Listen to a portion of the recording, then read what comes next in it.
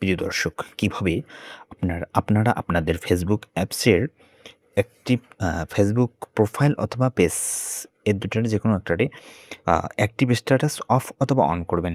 এই কাজটি করার জন্য আমাদেরকে যাইতে হবে ফেসবুক থেকে আমাদেরকে যাইতে হবে থ্রি লাইন থেকে আমাদেরকে যাইতে হবে সেটিংস অ্যান্ড প্রাইভেসি। আচ্ছা, সেটিংস অ্যান্ড প্রাইভেসি থেকে আমাদেরকে যাইতে হবে সেটিংসে। ওকে, সেটিংসে যাওয়ার পর আমাদেরকে নিচে আপনি দেখতে পাচ্ছেন, স্ক্রল করলে এই যে অ্যাক্টিভ স্ট্যাটাস, এটা ক্লিক করলে দেখেন এখানে show when you are active. এটা যদি আপনি অফ করে দেন তাহলে আপনার অ্যাক্টিভ স্ট্যাটাসটা দেখাবে না, অর্থাৎ আপনি অনলাইনে আছেন নাকি অফলাইনে আছেন ইয়াটা আপনাকে দেখাবে না।